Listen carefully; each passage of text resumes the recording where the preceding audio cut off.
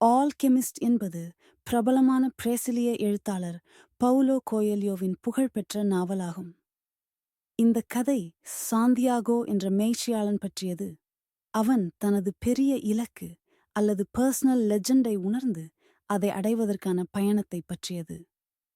சாந்தியாகோ அண்டலூசியாவின் ஒரு கிராமத்தில் வாழும் ஒரு சாதாரண மேய்ச்சியாளர். அவன் கனவுகளில் எகிப்தின் பாமிடுகளுக்கு அருகிலுள்ள ஒரு புதைக்குடியிருப்புச் சொத்தை பற்றி தெரிந்து கொள்கின்றான். அந்த சொத்தை கண்டுபிடிக்கச் செல்வதற்காக அவன் தன் வாழ்க்கையை மாற்றிக்கொண்டு உழைக்கும் ஒரு புதிய பாதையைத் தொடங்குகிறான். முக்கிய கதாபாத்திரங்கள்: சாந்தியாகோ இந்த நாவலின் முக்கிய கதாபாத்திரம். அவன் ஒரு கணவர், தன்னை ஆராய்ந்து கொள்ளும் ஒருவன். அவன் தேடும் புதைக்குடியிருப்பு அவன் பெரிய இலக்கு என்ற சொந்த சாதனையை அடைவதற்கான முயற்சி மட்டுமல்ல, அது அவனுடைய தன்னிலையை புரிந்து கொள்வதற்கான ஒரு பயணமாகும். பேரினி ஒரு புராண வார்த்தைகளை கூறும் மகிழ்ச்சியான மூதாட்டி. சாந்தியாகோவின் கனவின் பொருளை விளக்கி அவனை பயணத்துக்கு ஊக்குவிக்கின்றார்.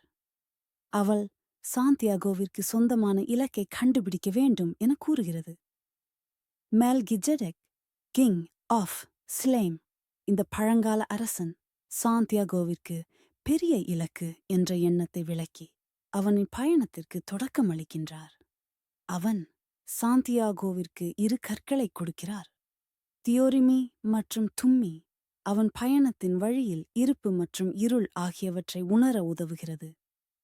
கிறிஸ்டல் வியாபாரி சாந்தியாகோ எகிப்திற்கு செல்லும் வழியில் தங்கியுள்ள தன் கனவுகளை புறக்கணித்துவிட்ட ஒரு நபர். அவன் நிதி வசதி பெறும் பொருட்டு உலகத்தின் வழியில் மகிழ்ச்சியுடன் உழைக்கின்றான். அவனின் அனுபவம் சாந்தியாகோவுக்கு முக்கியமான பாடமாகிறது, சொந்த இலக்கினை எவ்வாறு பின்பற்ற வேண்டும் என்று. ஆங்கில மனிதன், பல புத்தகங்களை படித்த ஒரு அறிஞர் எளிதில் உலகத்தை புரிந்து கொள்ள முடியாது என்று சிந்திக்கின்றான்.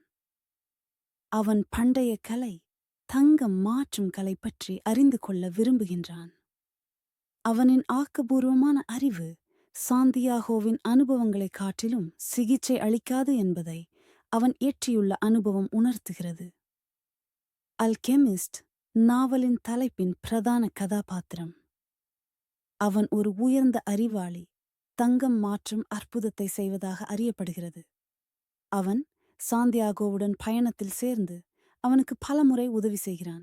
இறுதியில் அவனுக்கு தன் பெரிய இலக்கு அடைய வழிகாட்டும். பதிமா ஒரு அழகான அரபி பெண்மணி ஓசிஸில் வாழ்ந்தாள். சாந்தியாகோ அவளை சந்தித்த போது அவன் அவளுக்கு அன்பு கொள்கிறான். பதிமா சாந்தியாகோவின் பயணத்தை ஆதரிக்கின்றாள். அதனால் அவன் தன் இலக்கை அடைய முடியும் என்பதை உணர்த்துகிறது. கதையின் பயணம். சாந்தியாகோ அவரது கனவுகளின் மூலம் அவன் அறியாத ஒரு உலகத்திற்கு செல்லும் பயணத்தை தொடங்குகிறான்.